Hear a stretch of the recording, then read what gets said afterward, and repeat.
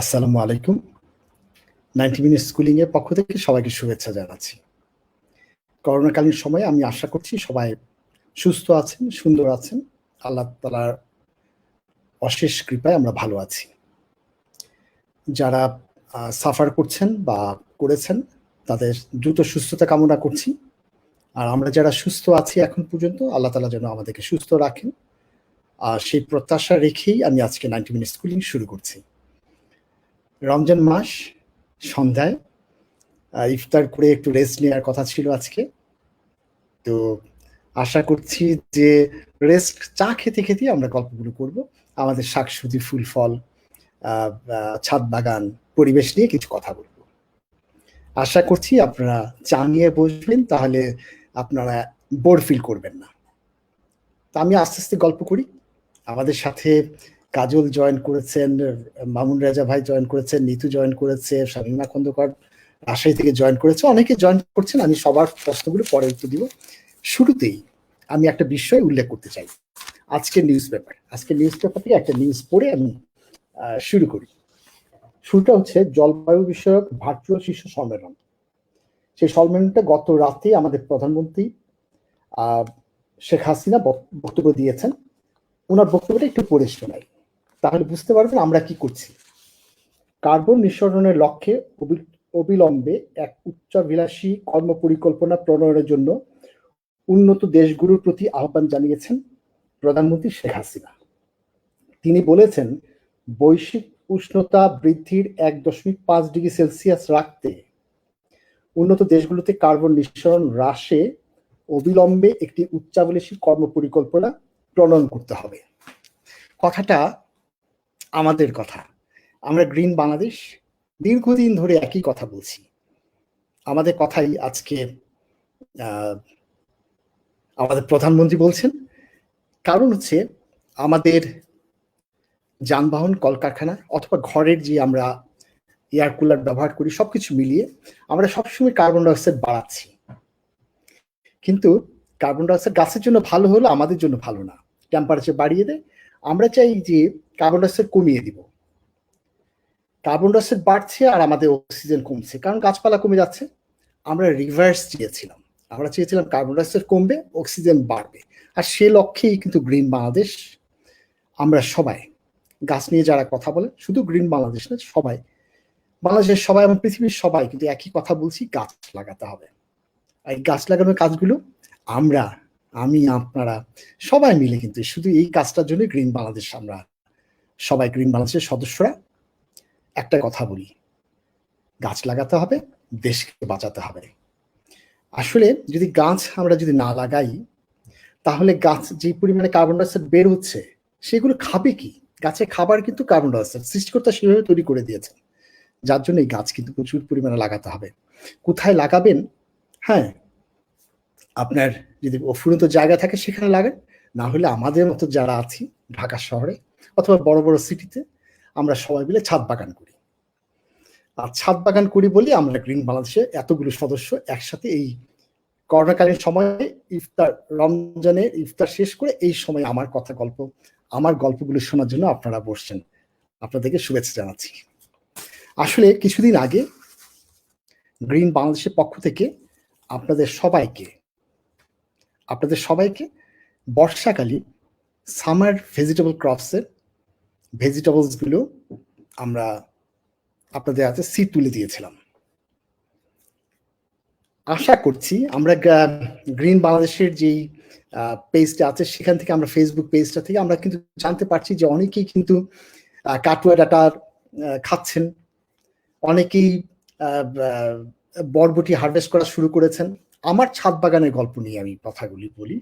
আমার ছাদ বাগানে বরবটি হয়ে গিয়েছে, কাটুয়া ডাটা হয়েছে, ঢেঁড়স প্রচুর পরিমাণে হচ্ছে, গিটে গিটে ঢেঁড়স হচ্ছে, লম্বা লম্বা ঢেঁড়স, কচি কচি ঢেঁড়স, পুঁই শাক হয়েছে, উচ্ছে ধরা শুরু হয়েছে, নানাবিধ সবজিগুলো সবগুলো এখন সবুজ আর সবুজ হয়ে আছে। আমি আশা করছি আপনাদের ছাদ বাগানও ঠিক একই রকম ভাবে সবুজ আছে। তবে সমস্যা তো কিছু থাকতেই পারে, কারণ হচ্ছে ওই যে বৈশ্বিক উষ্ণতা, আমাদের এই মাসটায় প্রচন্ড গরম, এই গরমের কারণে কিন্তু অনেকগুলো সমস্যা গাছে দেখা দিয়েছে। আমরাও কিন্তু অসুস্থ হয়ে যাচ্ছি গরমের কারণে। তো আশা করছি দ্রুতই টেম্পারেচার কমবে। আমরা আশা করছি ২-১ দিনের মাঝে কিন্তু ৩ ডিগ্রি টেম্পারেচার কমে যাওয়ার কথা। সো সেই আশায় থাকছি। আপনারা আমার 90 মিনিট স্কুলিং এর পেজে অনেকে অনেকগুলো প্রশ্ন করেছেন। সেই প্রশ্নগুলো ১ম একটু আলোচনা করব, উত্তর দেওয়ার চেষ্টা করব। তার পরবর্তীতে যারা এখানে কমেন্টস করছেন, আপনারা কমেন্টস করেছেন, সেগুলো আমি বাই নেমে ধরে আমি উত্তরগুলো দেওয়ার চেষ্টা করব। সো আমি প্রথমেই যাই। আমি আশা করছি যে আমরা প্রথম শুরু করি যেগুলো প্রশ্ন করেছেন সেগুলো, যেটা 90 মিনিট স্কুলিং এর নিচে যে কমেন্টস। নাহিদ সুলতানা, আমি প্রথম থেকে শুরু করি, আমি আগে উপর থেকে চলে যাই। রুবি হক আপুর জানতে চেয়েছেন, সালাম দিয়ে যথারীতি আমাদের গ্রিন বাংলাদেশের সবাই সালাম দিয়ে আমরা শুরু করি। ওয়ালাইকুম সালাম। আমার এই আনার গাছগুলোতে গত বছর ভরা ফল ছিল, এবার ছাঁটাই করার ফলে আর ফুল আসে নাই। এখন কি করা উচিত? গাছগুলো কি আবার ছেটে দিব নাকি এভাবেই থাকবে? নিচে আরো গাছের ছবি আছে, আপনাকে অনেক অনেক আচ্ছা।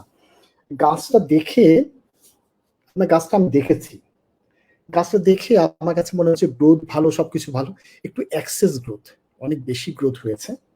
আমার কাছে মনে হচ্ছে যে আপনি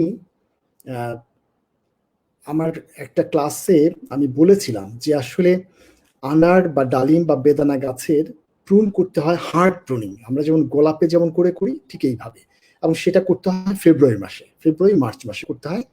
তাহলে মার্চ মাসে যদি, ফেব্রুয়ারি বা মার্চ মাসে যদি করি, জুন জুলাই মাসে ফুল আসা শুরু হবে, তারপরে অগাস্ট মাসে গিয়ে ফল পাকা শুরু হবে। তাহলে এখনো আপনার সময় আছে যে আপনি আরেকটু প্রুন করে দেন, তাহলে ফিমেল ফ্লাওয়ার গুলো আসা শুরু হবে, ফ্লাওয়ার আসবে, ফিমেল ফ্লাওয়ার হবে প্রচুর পরিমাণে। আরেকটা জিনিস হচ্ছে যে খেয়াল রাখতে হবে যে ফুল যখন, গাছের গ্রোথ যখন, নাইট্রোজেন যখন গাছের গোড়ায় বেশি হয় তখন কিন্তু গাছের গ্রোথ খুব ভালো হয়, পাতা খুব সবুজ হয়, কিন্তু ফুল ফল আসে না, রিভার্স কিন্তু।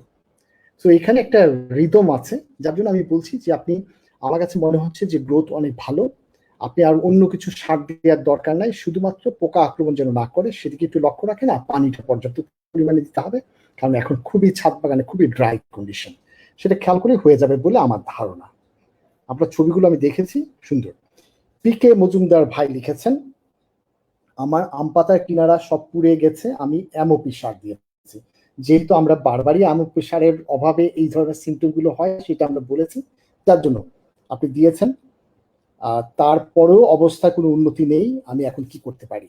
আপনারা কিছু করার নেই, এখন যেহেতু পাতাগুলো পুড়ে গিয়েছে আপনাকে অপেক্ষা করতে হবে, এখন শুধুমাত্র বারবার নিড়িয়ে দেন, একটু জৈব পদার্থ দিয়ে দেন, এমওপি সার অথবা অন্য কোনো সার দেওয়ার দরকার নেই। এখন গাছগুলোকে শুধুমাত্র পানি দিয়ে ভালোভাবে রাখাই হচ্ছে আপনার কাজ।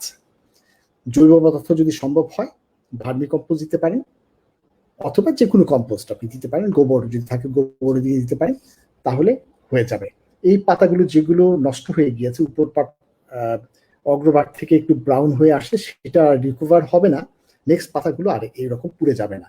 যেহেতু অত্যাধিক গরম, তার জন্য কিছু এই সিমটমটা শো করে থাকে। রাজিয়া সুলতানা আপু লিখেছেন, বড়ই আর মালটা গাছের কিভাবে যত্ন নিতে হবে? বড়ই গাছের যত্ন কিন্তু, বড়ি ফল মানে কুল, আমাদের কিন্তু ফল হারভেস্ট হয়ে গিয়েছে, এখন এখন একটাই কাজ, হার্ড প্রুনিং। হার্ড প্রুনিং মানে হচ্ছে একদম বেশ করে কেটে দিতে হবে গাছে। মনে রাখবেন কেটে দিলেই হবে না, গাছের গোড়ায় পানি আছে কিনা, জৈব পদার্থ আছে কিনা সেগুলো খেয়াল রাখতে হবে। নতুন করে গ্রো যেহেতু করবে, যখনই পাতা একটু বের হওয়া শুরু হবে তখনই গাছের গোড়ায় একটু করে আপনি ড্যাপ, ডাইঅ্যামোনিয়াম ফসফেট, ড্যাপ সারটা একটু দিয়ে দিবেন, তাহলে দেখবেন প্রচুর নতুন সুন্দর পাতা বের হবে, আগামীতে ফুল ফল আবার সুন্দরভাবে হবে। আর মালটা গাছের যত্ন খেয়াল করতে হবে, খুব কোনো কঠিন কোনো কাজ না। মালটা গাছের যত্ন একটাই হচ্ছে, মালটা গাছে কিছু পোকা হয়, পোকাগুলো শুধু কন্ট্রোল করবেন, তাহলেই হয়ে গেল। আর খেয়াল রাখবেন যে পাতার অগ্রভাগে পাতাগুলো হলুদ হয়ে গিয়েছে কিনা, কয়েকজন এইরকম প্রশ্ন করেছেন, পরে আমি ডিটেলস বলবো। আপনাকে খেয়াল রাখতে হবে যে পোকা যেন আক্রমণ না করে, তাহলেই গাছ আপনার ভালো থাকবে। সম্ভব হলে জৈব পদার্থ দিবেন গাছের গোড়ায়। ফয়সাল আহমেদ ভাই লিখেছেন, ওয়ালাইকুম সালাম, টমেটো গাছ মরিচ গাছে পাতা কুকড়ে যাচ্ছে, সমাধান কি? টমেটো গাছ বলেছেন, টমেটো গাছের পাতা কুকড়ে যাওয়ার কারণটা বলার আগে আমি বলছি, টমেটো গাছ কি সামার সিজনে করছেন? এখন যেহেতু টেম্পারেচার বেড়ে গিয়েছে, সামার ভ্যারাইটি যদি হয় তাহলে হবে, উইন্টার ভ্যারাইটি গুলো কিন্তু এখন হবে না। আর উইন্টার সিজনে ক্রপস গুলো পাতা যখন কুকড়ে যায় তখন দুটো কারণে কুকড়ে যায়। এক নাম্বার কারণ হচ্ছে মাটিতে যদি নেমাটোড থাকে, আর 2 নাম্বার হচ্ছে ভাইরাস যদি থাকে। নেমাটোড আর ভাইরাসের ভিতরে পার্থক্য আমরা বারবারই বলে দিয়েছি যে খুব সহজ। নেমাটোড হলে পাতাগুলো নরম থাকবে, অ্যাজ ইট ইজ, গাছের যেমন বৈশিষ্ট্য থাকে সেরকম। আর ভাইরাস যদি হয়, ছোপ ছোপ দাগ পড়বে হলুদ, আর পাতাগুলো শক্ত হয়ে যাবে, গাছটা ডোয়ার্ফ হয়ে যাবে, মানে এই গাছটা তুলে ফেলে দেওয়া ভালো। আমার মনে করছি যে টমেটো গাছে যদি হয়ে থাকে, টমেটো গাছটা এখন হওয়ার কথা না যদি সামার ভ্যারাইটি না হয়ে থাকে। সামার ভ্যারাইটি হলে তো ইটস অল রাইট, আপনি ঠিক আছে। আর আমি বারবারই হারিয়ে ফেলি, সিরিয়ালগুলো হারিয়ে ফেলি বারবারই।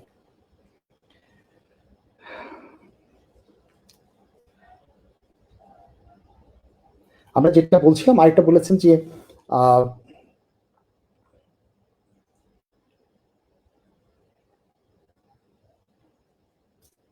একটু ইয়ে হলেই, আচ্ছা, মরিচ গাছের পাতা একই রকম ভাবে কুকড়ে যাওয়ার কারণ হচ্ছে মাইটস অথবা ভাইরাস। মাইটস হচ্ছে পোকা, ভাইরাস তো ভাইরাসই। ভাইরাস যদি হয় গাছটা তুলে ফেলে দিতে হবে। মাইটস যদি হয় তাহলে দেখবেন পাতাগুলো যখন কুকড়ে গিয়েছে এভাবে নিচে দেখবেন ছোট ছোট পোকা আছে। সেই পোকাগুলো অবশ্যই সাবান পানি দিয়ে ধুয়ে দিতে পারেন, অথবা ভালো একটা ইনসেক্টিসাইড, যে কোনো বাজারে যে কোনো একটা ইনসেক্টিসাইড পাওয়া যায় সেগুলো স্প্রে করে দিবেন। মনে রাখতে হবে যে পাতার নিচে কিন্তু থাকবে, পাতার উপরে যদি স্প্রে করেন তাহলে কিন্তু আপনার পোকা কন্ট্রোল হবে না। পোকাকে কন্ট্রোল করতে হলে অবশ্যই আপনাকে কিন্তু পাতার নিচের দিকে ভালোভাবে পুরো গাছটাকে ভিজিয়ে দিতে হবে। অবশ্যই যেন পাতার নিচের পোর্শনটা ভিজে, সেদিকে খেয়াল রাখতে হবে। ভাই, আপনি আরেকটা প্রশ্ন করেছেন, হাইড্রোপনিক্স করতে চাইলে ওয়াটার সলিউশন কোথায় পাবো? হাইড্রোপনিক্সের ওয়াটার যে নিউট্রিয়েন্ট সলিউশনটা রেডিমেড বাংলাদেশে পাওয়া যায় না। আমি যতটুকু জানি কেউ কেউ অর্কিড বাগানে স্প্রে করার জন্য নিয়ে এসে তারা এটা মাঝে মাঝে বিক্রি করে থাকে, সেগুলো আপনার খুঁজে বের করা খুব কঠিন। তো হাইড্রোপনিক্সের সলিউশন গুলো আপনি নিজে কিন্তু তৈরি করে নিতে পারেন খুব সহজভাবে। যতগুলো খাবার খুব বেশি পরিমাণে খায়, খুব কম পরিমাণে খায়, বেশি পরিমাণে খায় যেগুলো সেগুলো জেনে নেবেন, কম পরিমাণে যেগুলো খায় সেগুলো জেনে নেবেন। এই দুইটা সলিউশন যদি আপনি মিশিয়ে মিশিয়ে গাছে হালকাভাবে ইউজ করলে কিন্তু পানিতে যদি দিয়ে দেন তাহলে কিন্তু সলিউশন করা যাবে। আমি মনে করি হাইড্রোপনিক্সের সলিউশন না খুঁজে নিজে তৈরি করা খুব সহজ এবং লো কস্ট। আপনি যদি মনে করেন হাইড্রোপনিক্স করবেন তাহলে সোজা BARI গাজীপুরে, BARI বাংলাদেশ এগ্রিকালচার রিসার্চ ইনস্টিটিউটে চলে যাবেন। ওখানে তারা ডেমনস্ট্রেশন করে দেখাচ্ছে, ওদের বুকলেট আছে, নিউট্রিয়েন্ট কোনটা কত গ্রাম মিশাতে হবে সেগুলো আপনাকে সব হাতে নাতে শিখিয়ে দিবে। পাশাপাশি হচ্ছে ওদের কাছে লিফলেট যেটা আছে সেটা যদি নিয়ে আসেন তাহলে আপনি কিন্তু সহজেই আপনি হাইড্রোপনিক্সের এই সলিউশন নিজেই বানাতে পারবেন।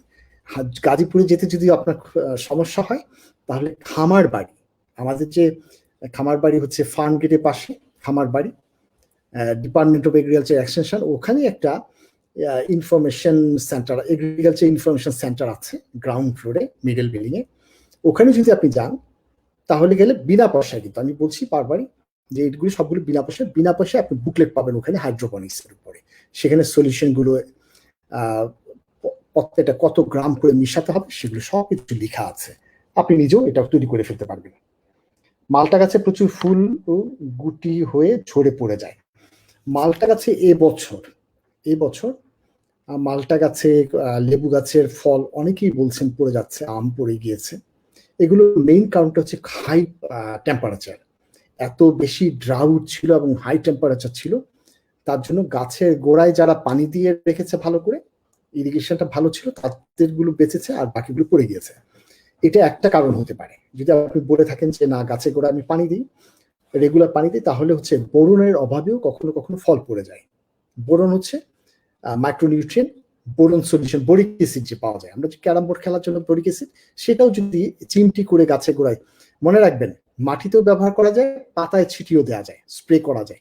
পাতায় যদি স্প্রে করেন তাহলে খুব সামান্য পরিমাণে স্প্রে করবেন, নাহলে কিন্তু পাতা পুড়ে যাবে। সেদিকে কিন্তু আপনাকে খেয়াল রাখতেই হবে। সো আপনি এগুলো একটু খেয়াল করবেন, তাহলে ঠিক হয়ে যাবে।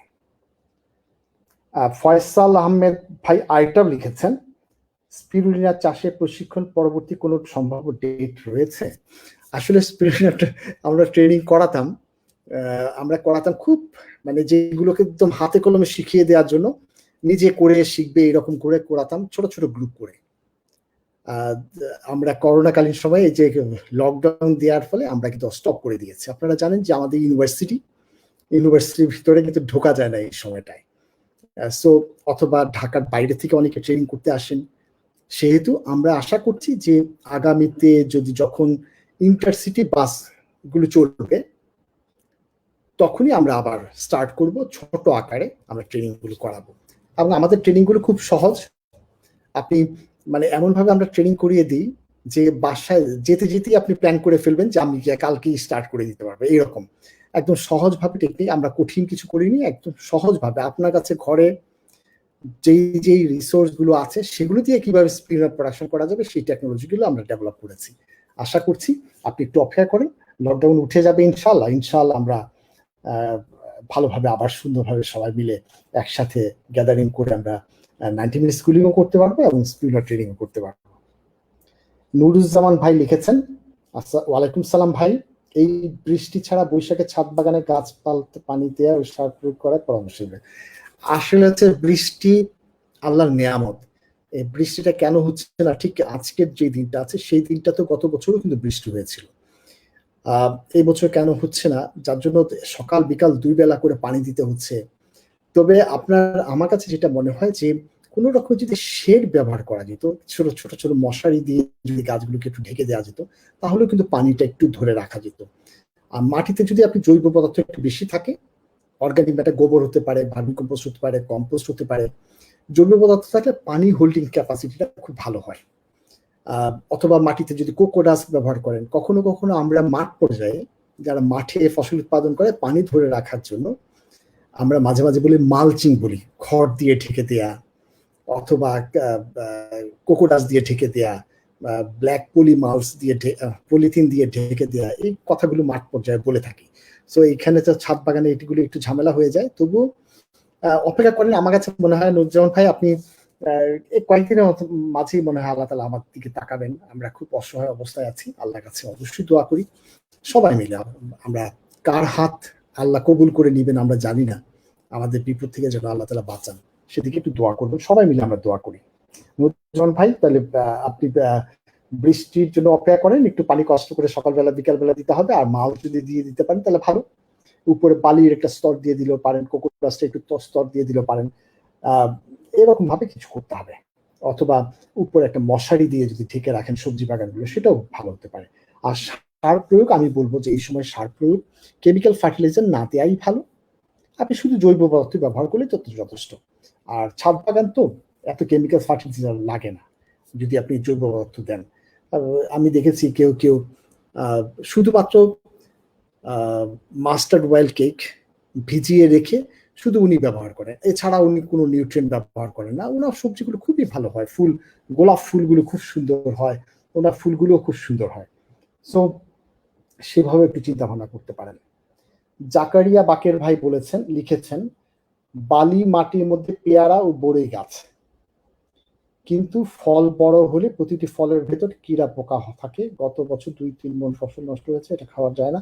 আচ্ছা জাকারিয়া ভাই, যেমন ফল আমি যদি সহজভাবে যদি বলি, আম অথবা পেয়ারা, আম আর পেয়ারা যখন ফলটার ভিতরে ফল হয়, মানে গুটির চেয়ে মার্বেলের চেয়ে একটু বড় হয়, তখনই কিন্তু একটা আমের গন্ধ অথবা পেয়ারার গন্ধ পোকাগুলো পায়, ফ্রুট ফ্লাই। এই ফ্রুট ফ্লাইগুলো উড়ে এসে তারা ডিম পেড়ে দেয় ওখানে, যার জন্য ওই পোকাগুলো আপনার ডিম পেড়ে দিলে ভিতরে পোকা হয়ে যাবে। সো আপনার বালিতে হয়েছে কিনা বা ভালো মাটিতে লাগিয়েছেন তার সাথে কোনো সম্পর্ক নাই, পোকাটাকে কন্ট্রোল করতে হবে। তাহলে পোকার কন্ট্রোল আপনি কিভাবে করবেন? আমার কাছে সহজ একটা পদ্ধতি আছে, খুব সহজ। 7 দিন বা 15 দিন ইন্টারভেলে আপনি শুধুমাত্র নিম তেল, আমি আবার বলি, শুধুমাত্র নিম তেল যদি গাছে স্প্রে করে যান, এটা খুব রিপেলেন্ট হিসাবে কাজ করে। মানে নিম তেলের গন্ধটা অথবা নিম তেল পাতার ভিতরে যদি লেগে থাকে, তাহলে পোকাটা যখন সে তো খায় মধু খাওয়ার জন্য প্রথম আসে, সে যখন এই গন্ধটা পায় তখন রিপেলেন্ট হিসাবে কাজ করে, ওখানে আর ডিম পাড়তে আসে না, তার বাচ্চার সিকিউরিটি নাই সেখানে। সো আপনি নিম তেল স্প্রে করতে পারেন। আর ফলগুলোতে পলিথিন দিয়ে ঢেকে দিতে পারেন, অথবা পুরো গাছটাকে। আমি দেখেছি প্রফেসর ডক্টর রহিম স্যার আছেন বিএইউর, আমার স্যার, উনি মশারি দিয়ে ঢেকে, নেট দিয়ে ঢেকে, উনি বলেন এটাকে প্রটেক্টিভ কাল্টিভেশন। মশারি দিয়ে ঢেকেও কিন্তু আম গাছের আম অথবা পেয়ারা এগুলো উৎপাদন করছেন, 100% কিন্তু সেভ করছেন। আমরা যেমন শেরেবাংলা কৃষি বিশ্ববিদ্যালয়ে করেছিলাম এইরকম প্রটেক্টিভ কাল্টিভেশন করেছি, পাশাপাশি বেগুনের যে হয় একই রকম পোকা ফ্রুট ফ্লাই, বেগুনে কিন্তু এরকম হয়। তো আমরা করেছি কি শুধুমাত্র বেগুনের হচ্ছে ব্রিঞ্জাল শুট এন্ড ফ্রুট বোরার, তো সেটাও যদি আমরা মশারি দিয়ে ঢেকে নিই তাহলে দেখা যাচ্ছে যে খুব ভালো ভালো কি বলে এটা পোকা কন্ট্রোল করা যায়। আমি আবারও হারিয়ে ফেলেছি। আচ্ছা, আবু হাম্মাদ ভাই লিখেছেন, স্যার আমার মরিচ গাছে প্রচুর ফুল এসেছে, গতবারও এসেছিল কিন্তু কোনো ফল আসেনি। গতবারে ফল আসেনি, এবছর ফল আসবে না কথাটা ঠিক না, এবছর হবে ইনশাআল্লাহ। কিন্তু প্রচন্ড রৌদ্র, আপনি যদি কোনোভাবে একটু শেডে ব্যবস্থা করতে পারেন, সকাল বিকাল 2 বার যদি পানি দিতে পারেন, তাহলে দেখবেন ফুলগুলো হবে। এই ফুলগুলো আমার কাছে, আপনার কাছে হয়তো মনে হতে পারে ফুলে মনে হয় পলিনেশন হচ্ছে না, না, মরিচের পলিনেশন 98% পলিনেশন সেলফ পলিনেশন, বাতাসের মাধ্যমে পলিনেশন হয়ে যায়। সো এখানে পলিনেশন নিয়ে টেনশন করার দরকার নেই, শুধুমাত্র ড্রাউটটা, পানিটা যদি পায় তাহলে ভালো হবে। তবে আপনি একটা কাজ করতে পারেন, এসিআই এর একটা ফ্লোরা নামে একটা ওষুধ আছে, ফ্লোরাটা গাছের গোড়ায় মাটিতে স্প্রে করে দিবেন, পাতাটাতেও পুরো ভিজিয়ে দিবেন। আমি আবার বলি, ফ্লোরাটা আপনি, ওখানে ডোজ লেখা আছে, সেটা গাছের পাতাগুলো তো ভিজিয়ে দিবেনই, পাশাপাশি মাটিতেও একটু দিয়ে দিবেন, যেভাবে ভিজাচ্ছেন মাটিতেও দিয়ে দিবেন। এটা একটা নাইট্রোবেনজিন কিন্তু খাওয়া যায়, সো এটা টক্সিক কিছু না। সো ফ্লোরা দিয়ে আপনি পুরো মরিচ গাছটা ভিজিয়ে দেন, দেখবেন আপনার প্রচুর পরিমাণে ফল হবে। এটা আমি নিজে এক্সপেরিমেন্ট করে দেখেছি, খুব ভালো কাজ করে।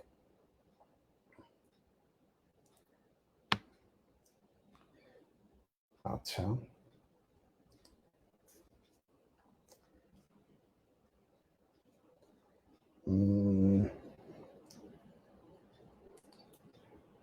গল্প করার জন্য বলছি, আজকে হঠাৎ সকালবেলা উঠে দেখি আমার মোবাইল ফোনে চার্জ হচ্ছে না। তার জন্য আমি আইপ্যাডে সবসময় আমি আসলে দেখি না কখনো, একটু ঝামেলা হচ্ছে, এখানে ক্লিক করতে গিয়ে ওখানে চলে যাচ্ছে, সরি। আমি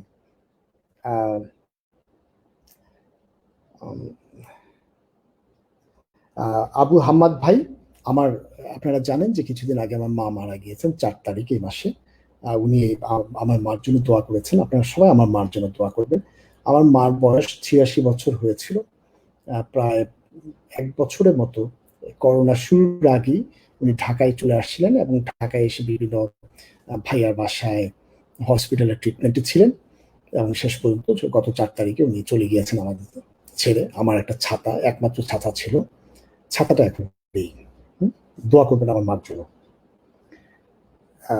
ধন্যবাদ আবু হাম্মাদ ভাই। আবু হাম্মাদ ভাই আরেকটা লিখেছেন, কাঠের গুঁড়া কি কোকোপিটের অল্টারনেট হতে পারে? কি কি জিনিস কোকোপিটের বদলে টবে ব্যবহার করা যায় জানালে কৃতজ্ঞ থাকবো। একটা সুন্দর প্রশ্ন করেছেন। আমরা কিন্তু কোকো ডাস্ট, কোকো পাউডার এগুলোর কথা বারবার বলি, কোকো ডাস্টের কথা বারবারই বলি মাটিতে মিশাতে, কেন আমরা কাঠের গুঁড়া বলি না? আপনি কি খেয়াল করে দেখেছেন, কাঠের গোড়ার ভিতরে একটা রস থাকে, যদি কাঁচা কাঠের মানে যখন চেরাই করে ওখানে হয়, সেই গুঁড়াগুলোতে রস হয়। এটা যখন আমরা এটা যখন মাটিতে পচতে শুরু করে, তখন কিন্তু আমাদের শিকড়গুলোকে মেরে ফেলে, শিকড়গুলোকে নষ্ট করে ফেলে, একটু টক্সিক। আমি তো ব্যবহার করা যাবে না বলিনি, তবে যদি এটা একদম পচে যাওয়া ব্যবহার করে তাহলে ভালো, যদি কাঁচা অবস্থায় কাঠের গুঁড়া হয় তাহলে কিন্তু গাছের ক্ষতি করবে। তো কোকো ডাস্ট কখনই কোকো ডাস্টের অল্টারনেট হিসাবে কাঠের গুঁড়া কখনোই ব্যবহার করবেন না, তাহলে গাছের শিকড়ের ক্ষতি হবে, 1 নম্বর। এছাড়া অল্টারনেট কি ব্যবহার করা যেতে পারে? মাটিকে ঝুরঝুরা রাখার জন্য আপনি কখনো কখনো বালি ইউজ করতে পারেন।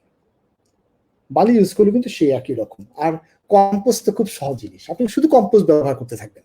কাঠের কোকোপিটের ভিতরে নিউট্রিয়েন্ট নাই, কম্পোস্ট ব্যবহার করবেন, কম্পোস্ট সব পাতা বিভিন্ন জায়গা থেকে হয়, সো এটা নিউট্রিয়েন্ট হিসেবে কাজ করবে।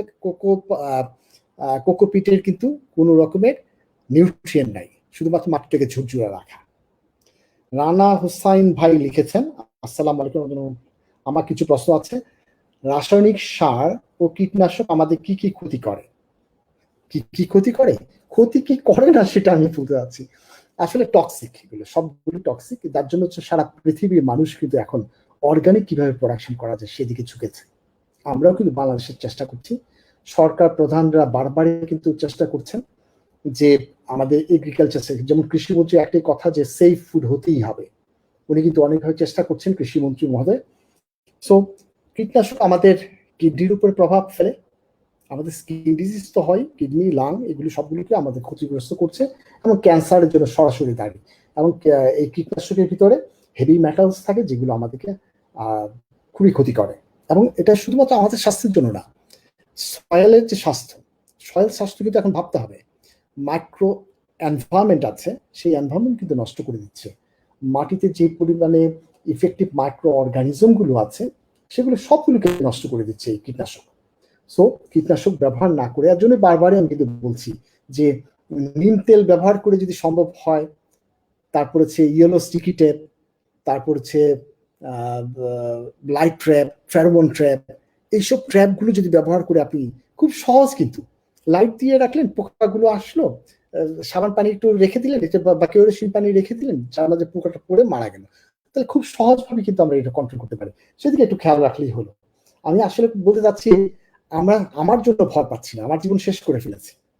আমি ভয় পাচ্ছি আমার সন্তানকে তো রেখে যাচ্ছি, ওদের কিডনিটা ভালো থাকবে তো, ওরা একটু নাকি ধুকে ধুকে মারা যাবে। বাংলাদেশে আমাদের স্বাস্থ্য খাত কিন্তু উন্নতি করতে পারলাম না, সবকিছু মিলিয়ে যদি অসুস্থ হয়ে থাকে তাহলে আমাদের মৃত্যু হওয়ার পরেও কিন্তু আমাদের কষ্ট পাবো বলে মনে হয়, মরতে ইচ্ছা হয় না সন্তানকে সেফ জায়গায় না রেখে। আমাদের মরতে ভয় লাগতো না যদি আমার সন্তানকে জানতাম যে সন্তান ভালো থাকবে, তাহলে কিন্তু মরতে ভয় লাগতো না, তাই না? যাই হোক, ড্যাপ সার, ড্যাপ লাল পটাশ, পটাশ সার কি কোনো ক্ষতি হয়? আসলে এই সারগুলো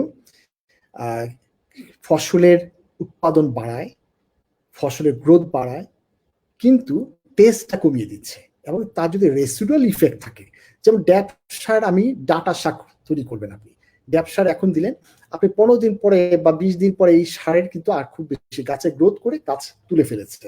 সো আমাদের তেমন ক্ষতি করে না, কিন্তু ইনসেক্টিসাইড কিন্তু ক্ষতি করে, ফাঙ্গিসাইড কিন্তু খুব ক্ষতি করে। আর এই সারগুলো, ড্যাপ এবং পটাশ সারগুলো, এগুলো আমাদের ফসলের টেস্টটা নষ্ট করে ফেলে। সো আমরা যে ছাদ বাগান করি বা আমরা যারা গ্রিন বাংলাদেশ করি, তারা সবাই অর্গানিকের দিকে যাই। আমরা একটা রেভলিউশন তৈরি করি, আমরা সবাই মিলে যদি অর্গানিক শুরু করি, দেখবেন আস্তে আস্তে অর্গানিক হয়ে যাবে সবকিছু।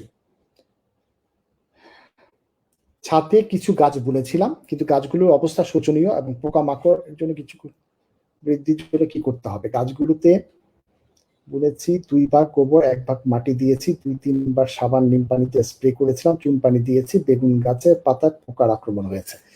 বেগুন গাছের সমস্যাটাই কিছুক্ষণ আগে আমি বলেছিলাম। বেগুন গাছের সমস্যাটা হলো, দেখবেন হঠাৎ করে একটা ডাল অস্তে করে উইল্ডিং হয়ে গেল, মানে ঢলে পড়ে গেল।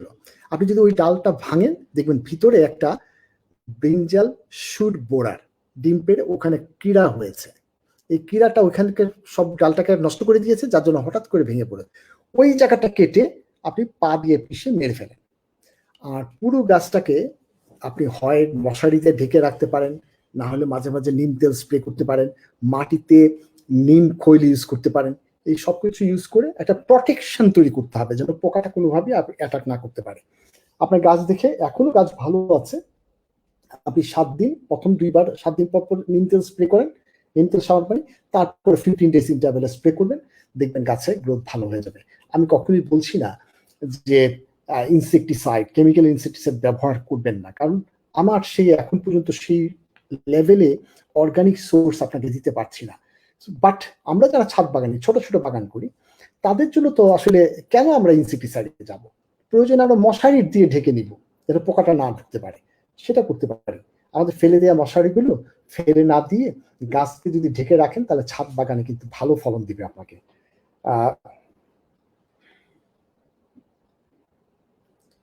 আমরা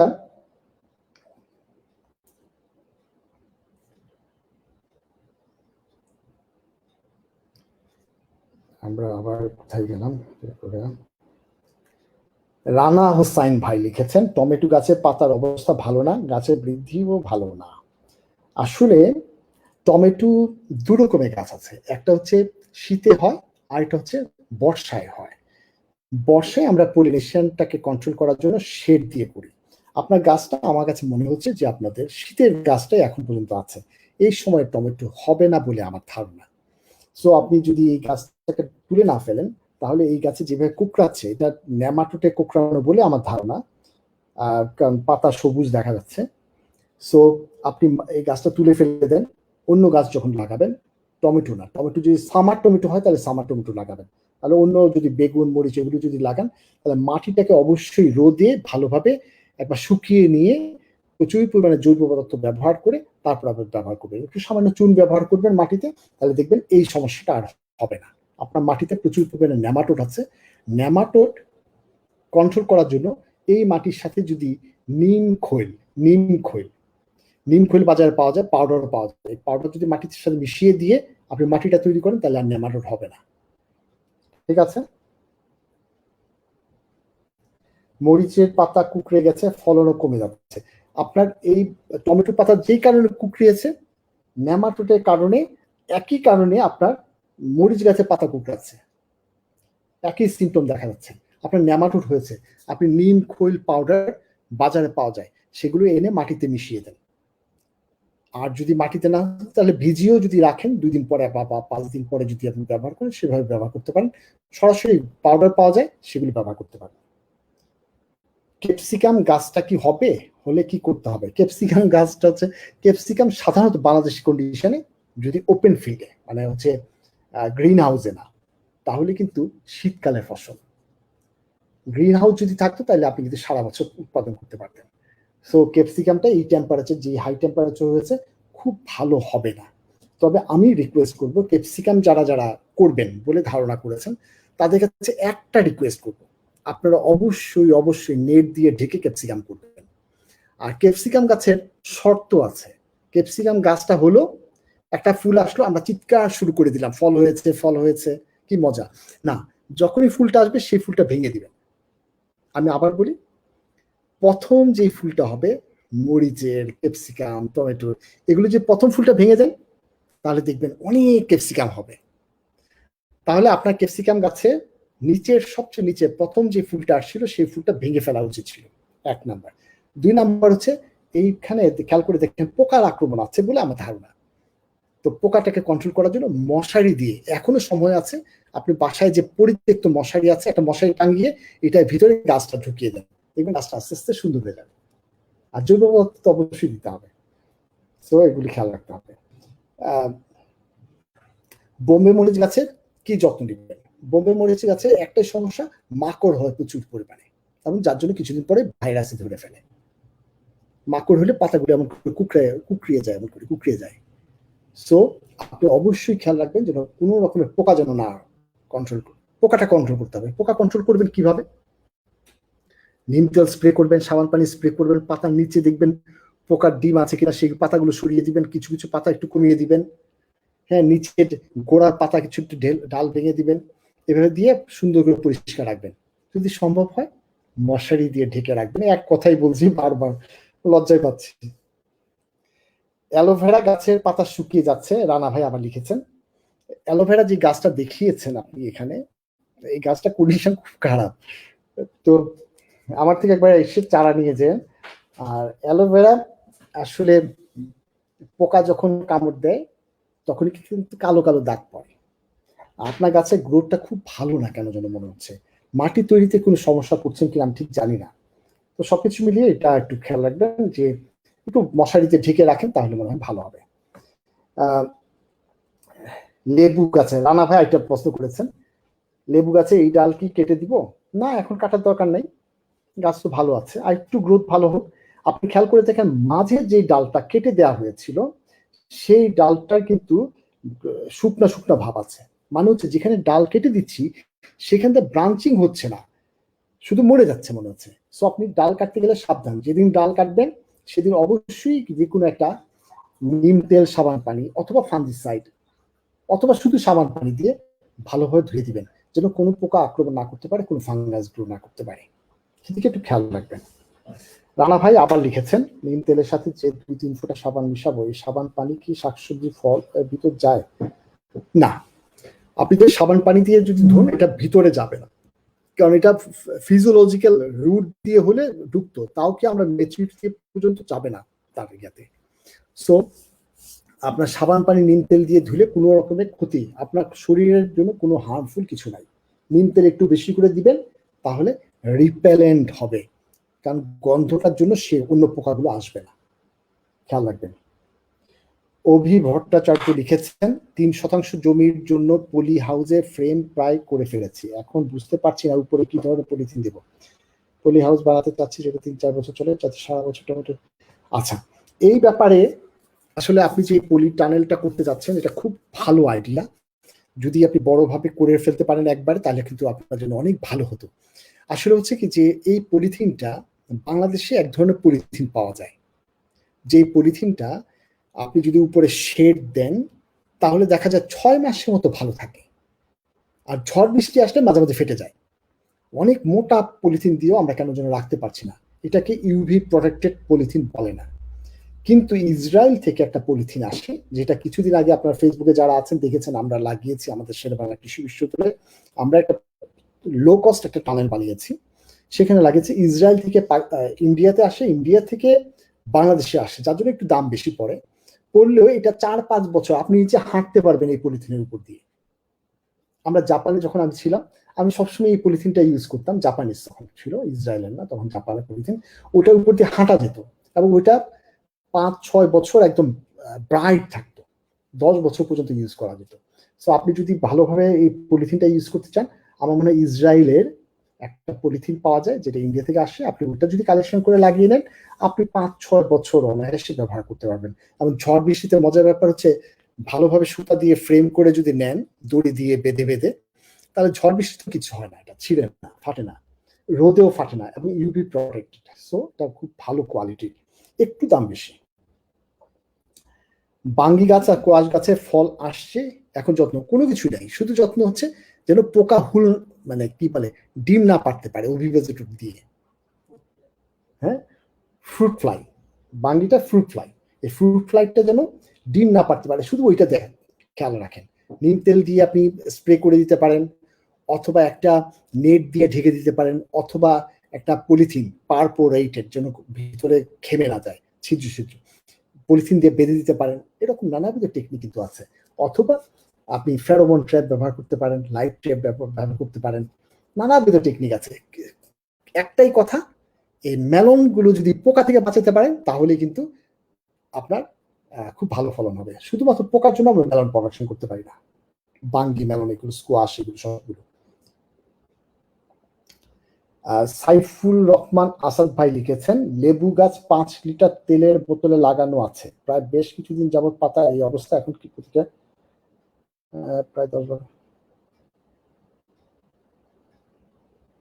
আচ্ছা, আপনার ছবিটা দেখে আমি আশ্চর্য হয়েছি যে একটা লেবু গাছ, এত বড় গাছ আপনি ছোট্ট একটা পানির পটে লাগিয়ে রেখেছেন, গাছটা একটু কষ্ট পাচ্ছে, শিকড়গুলো ব্যান্ডিং হয়ে যাচ্ছে, পেঁচিয়ে যাচ্ছে।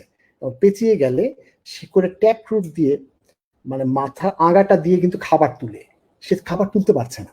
আপনি দ্রুত, আপনি নিউট্রিয়েন্ট দিচ্ছেন কিন্তু সে তুলতে পারছে না, আপনি দ্রুত একটু বড় টবের ভিতরে অথবা ড্রামের ভিতরে লাগিয়ে দেন, দেখবেন অটোমেটিক ভালো হয়ে যাবে। এটা হচ্ছে মাইক্রো নিউট্রিয়েন্ট, বোরন এবং কিছু সালফার এবং জিঙ্কের, এই 3টার অভাবে আপনার এই গাছটার অভাব এটা হয়েছে। আপনি যখন বড় টবে অথবা ড্রামে ট্রান্সফার করবেন তখন ওই মাটির সাথে একটু চুন দিয়ে নেবেন, তাহলে দেখবেন আপনার গাছের গ্রোথ আবার ভালো হয়ে যাবে। এই গাছটা যদি এইভাবে থাকে কিছুদিন, দেখবেন পাতা পড়া শুরু হয়ে যাবে, কারণ খাবারের অভাব হচ্ছে, ওর খুব কষ্ট হচ্ছে। সাইফুর রহমান আসাদ ভাই, 20 লিটার পানির বোতলে আরো বেশ কিছু ধরে এরকম এটাও নিউট্রিয়েন্টের অভাব, মানে নিউট্রিয়েন্ট আপটেক করতে পারছে না। এটা হচ্ছে এমওপি, মিউরেট অফ পটাশ সারের জন্য। আম গাছে এটা আমি কিন্তু 90 মিনিট স্কুলিং এ সেভারাল টাইমস কিন্তু বলেছি যে আম গাছে সাধারণত এই সিমটমটা দেখায় যখন রুটটা মাটি থেকে পটাশ সারটা তুলতে পারে না। পটাশ সারটা কেন তুলতে পারে না? রুট ট্যাপটা যখন তুলতে পারে না, দুটো কারণে। একটা হচ্ছে যদি পিএইচ মাত্রা খুব কম থাকে, মানে পিএইচ যদি 4-এর নিচে চলে যায়। আরেকটা হচ্ছে রুট বল যদি তৈরি হয়, রুটগুলো যদি পেঁচিয়ে যায়। আপনার সবগুলো গাছে একই অবস্থা আছে, রুট বল তৈরি হচ্ছে, সব শিকড় একসাথে পেঁচিয়ে আছে, সে নিউট্রিয়েন্ট নিতে পারছে না। সো আপনি একটু এই গাছটা যখন ট্রান্সফার করবেন তখন শিকড় একটু কেটে দিবেন, এটাকে রুট প্রুনিং বলি আমরা। রুট প্রুনিং করে দিলে নতুন নতুন শিকড় গজাবে এবং দেখবেন জুভেনাইল তৈরি হবে, সে গাছটা দ্রুত খাবার তৈরি হবে। নতুন রুট তৈরি হওয়ার ফলে রুট টিপটা খুব অ্যাক্টিভ হবে এবং খাবার ভালোভাবে তুলতে পারবে, এবং তখন দেখবেন পুরো শাহরুখ খান হয়ে যাবে গাছগুলো। সাইফুর রহমান আসাদ, হাইব্রিড গোলাপ আমার আছে 1 মাস হলো, এখন পাতায় এবং ফুলের কলিতে কালো ছোপ দাগ পড়েছে। এই যে ছোপগুলো দাগ পড়ছে এটা অল্টারনেরিয়া। অল্টারনেরিয়া হচ্ছে ফাঙ্গাস। ফাঙ্গাস খুব সহজভাবে নিয়ন্ত্রণ করা যায় যে কোনো একটা ফাঙ্গিসাইড।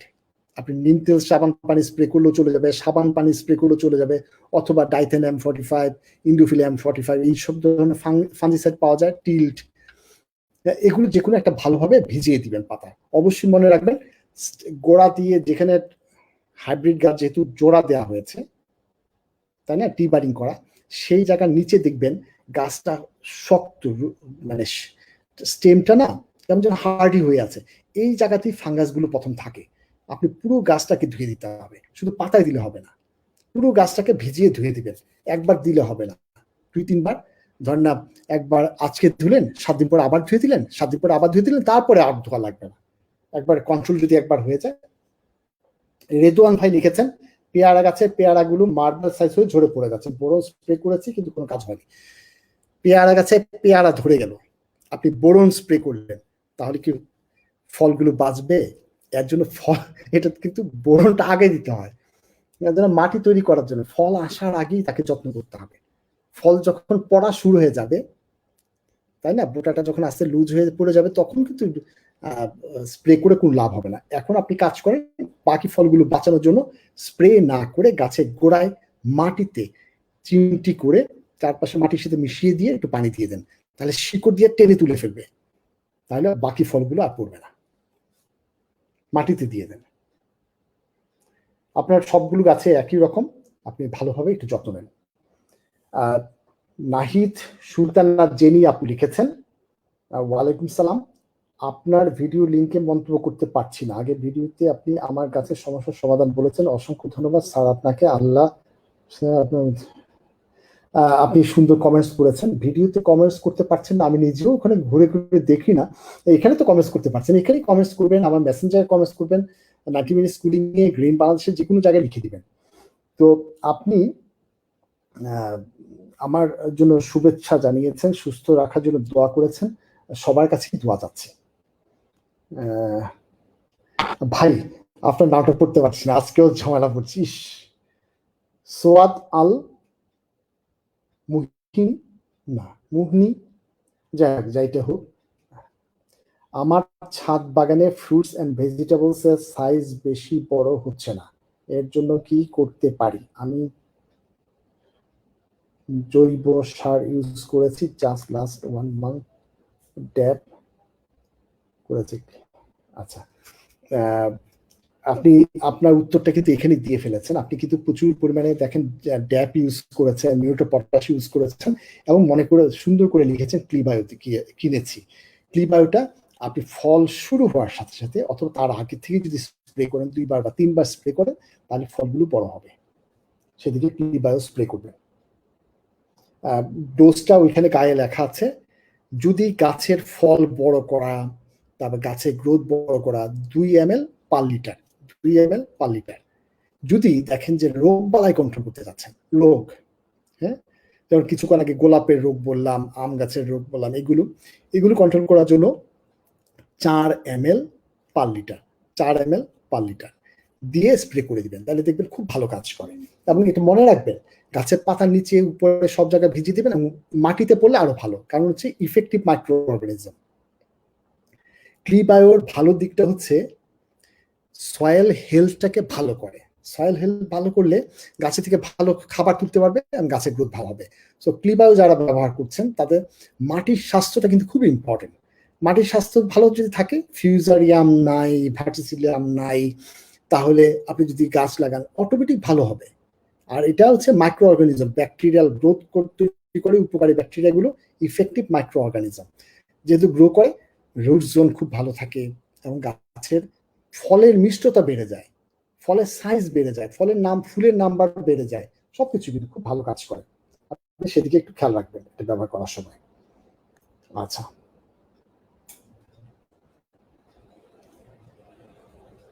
মোহাম্মদ জুলফিকার ভাই লিখেছেন, গাছটি যখন কিনেছেন 2 মাস আগে তখন ফুল ছিল কিন্তু ফল ধরেন, নিম তেল স্প্রে ম্যানকোজেব জাতীয় সবসময় স্প্রে করে বিভিন্ন সময় ঝরে পড়ে যায়, পাতা টাচ করলে পড়ে যেত, পাতার চারপাশে পুড়ে যাওয়ার মতো হতো, এখন নতুন অবস্থা, এখন কি করতে পারি? কিছুই করার দরকার নাই। আপনি যদি মাটিতে চুন ব্যবহার করেছেন যদি হয়ে থাকে, তাহলে এইভাবেই রেখে দেন, আর কিছু করতে হবে না। মাঝে মাঝে নিড়িয়ে দিবেন, পানি তো পরিমাণ মতো দিবেন, আর অবশ্যই জৈব পদার্থ, ভার্মিটিও হতে পারে, ভার্মি কম্পোস্ট হতে পারে, কম্পোস্ট হতে পারে, এগুলো হতে পারে। আর যদি আপনি কোথাও ক্লিবায়ো পান, ক্লিবায়ো স্প্রে করবেন। কিন্তু শর্ত একটাই, কথা একটাই, আপনার কিন্তু গাছের ডেফিসিয়েন্সি, নিউট্রিয়েন্ট ডেফিসিয়েন্সি সিম্পটম দেখা যাচ্ছে। আপনি যে ফলের টপটা দিয়েছেন সেখানে কিন্তু হলুদ হয়ে গিয়েছে সাইড দিয়ে, এটা কিন্তু বোরন, সালফার এবং জিঙ্কের অভাবে হয়। মাইক্রো নিউট্রিয়েন্ট, সালফার হচ্ছে ম্যাক্রো। তো আপনি সালফার, বোরন এবং এগুলো যেখানে পাওয়া যায় সেগুলো যদি একটু অ্যাড করে দেন, অথবা একটু সাথে চুন অ্যাড করে দিবেন, তাহলে দেখবেন নিউট্রিয়েন্ট আপটেক ক্ষমতা বেড়ে যাবে, তাহলে কন্ট্রোল হয়ে যাবে। যেই সিমটমটা দেখিয়েছেন, এই সিমটমটা হচ্ছে পটাশের অভাবে, পটাশ এমওপি সার অভাবে, আর উপরেরটা কিন্তু হলুদ হয়ে যাচ্ছে, সেটা কিন্তু ডিফারেন্ট সিমটম। মাহমুদুল হাসান ভাই লিখেছেন, হয়া গাছটি শুকিয়ে যাচ্ছে, প্রথমে পুরো গাছ দুর্বল হয়ে গেল, এখন পাতাও শুকিয়ে কালো হয়ে যাচ্ছে, কি আপনার ফাঙ্গাস গ্রো করেছে যেখানে হয়ে গাছটা, যেই কোকো ডাস্ট বা কোকো ফাইবার ভিতরে, ভিতরে কিছু নাই টপটার ভিতরে, আমি বুঝতে পারছি না। আপনার আপনার হ্যাঙ্গিং যে বাস্কেটটা আছে সেই বাস্কেটটার ভিতরে কি আছে? Cocoa fibre. এই ফাইবারের ভিতরে আপনার ফাঙ্গাস গ্রো করেছে। আপনি প্রচুর পরিমাণে এটার ভিতরে ফাঙ্গিসাইড ব্যবহার করতে হবে। আপনার কাছে যদি ক্লিবায়ো থাকে তাহলে ক্লিবায়ো দিয়ে একদম ভিজিয়ে দিবেন, তাহলে কিন্তু আপনার গাছ ভালো হয়ে যাবে। একদম শুকিয়ে গিয়েছে এমন কেন হলো, একটু আগে থেকে কন্ট্রোল করলেন না কেন? আব্দুল্লাহ আল মামুন সোহান ভাই লিখেছেন, ধুন্দুল টমেটো গাছের এই সমস্যার সমাধান কি? আপনার এই সমস্যা লিফ মাইনর হচ্ছে পাতার ঠিক স্কিনটা যেটা আছে তার নিচের ডিমটা পেড়ে দেয় পোকাগুলো, বিভিন্ন পোকা। এই পোকাগুলো ওই যে লার্ভাটা হয়, লার্ভাটা সে হাঁটে আর খায়, হাঁটে আর খায়, হাঁটে আর খায়, যার জন্য দেখেন এই দাগ হচ্ছে। আপনি যদি এরকম করে, এটা একটা পাতা, পাতা হাঁটছে আর খাচ্ছে, আপনি যেখান পর্যন্ত গেল সেখানে যদি একটা চাপ দিয়ে দেন, তাহলে ওই পোকাটা, ওই লার্ভাটা মারা যাবে। তাহলে যেই পাতাটায় এইরকম হচ্ছে সেই পাতাটা ছিঁড়ে যদি পা দিয়ে পিষে ফেলেন, তাহলে কিন্তু কন্ট্রোল হয়ে গেল। বুঝতে পেরেছেন কি? যেহেতু কীড়াটা পাতার ভিতরে এইভাবে হেঁটে হেঁটে খাচ্ছে, এখানে ধরে চাপ দেন, সে মরে যাবে। অথবা পাতাটা ছিঁড়ে ফেলে দেন, সেটা মরে যাবে। অথবা আপনি যদি এটা যেন কোনো যদি তুলে ফেলে দেন, তাহলে হয়ে গেল। আর কমনলি যদি সব গাছে হয়, যেমন হচ্ছে এই লেবু জাতীয় গাছে প্রচুর পরিমাণে ওইটা হয়, হ্যাঁ, লিফ মাইনার, প্রচুর পরিমাণে লিফ মাইনার হয়, টমেটো সব গাছই হয়। সো যেই পাতাটাই হবে সেই পাতাটা তুলে সাথে সাথে ফেলে দিবেন, পাতে পিষে মেরে ফেলবেন, তাহলে কিন্তু আবার বাটারফ্লাই হয়ে যাবে। তো সেদিকে একটু খেয়াল রাখবেন। আব্দুল্লাহ আল মামুন সুহান ভাই একই রকম, খুবই কঠিন অবস্থা, আপনার রুট জোনটা ভালো না, সে এমন পটাশ সার তুলতেই পারছে না। দুটো কারণে তুলতে পারবে না, একটা হচ্ছে রুট বল হয়ে গিয়েছে, আমি জানি না টপটা কেমন অবস্থায় আছে, নিরান না মনে হয় কোনোদিনই। আরেকটা হতে পারে যে চুন কখনোই দেননি, চুন না দিলে পিএইচটা 4-এর নিচে যদি চলে যায় তাহলে কিন্তু গাছ ভালো হবে না। তো সেদিকে কিন্তু খেয়াল রাখবেন। আব্দুল্লাহ আল সোহান ভাই লিখেছেন, রসুন বাটা, সাবান পানি, সয়াবিন তেল স্প্রে করে মিলিবাগ যাচ্ছে না, কি করতে পারি ভাই? এত সয়াবিন তেল, এত দামি তেল স্প্রে করছেন, আমাকে পাঠিয়ে দিন, আমি তো ডিম ভাজি করতে পারি না সয়াবিন তেলের অভাবে। সো ভাই আপনি শুধু নিম সাবান পানি আর নিম তেল, সাবান পানি স্প্রে যখন করবেন একদিনে কিন্তু যাবে না, কারণ উপরে একটা কাভার আছে, কাভারটা দিয়ে আটকে থাকে। হাত দিয়ে পিষে পিষে আপনি কি করবেন, খুব ফোর্সফুলি পানি দিয়ে এটাকে সরা, যেভাবেই হোক ডাল দিয়ে ফেলতে হবে। আমি কিছুই দেখি না, আমি করি স্প্রেটা নেই, স্প্রে করতে থাকি আর হাত দিয়ে ডালটাকে একটু ঘষে ঘষে দিই, তাদের ধপাস ধপাস করে ওই মিলিবাগ গুলো পড়ে দেয়, পড়ে গিয়ে শুকিয়ে মারা যায়। সো আপনার কিন্তু সেটা করতে হবে, যেভাবেই হোক ব্রাশ দিয়ে হোক যেভাবে হোক আপনি মিলিবাগটাকে সরিয়ে দিতে হবে।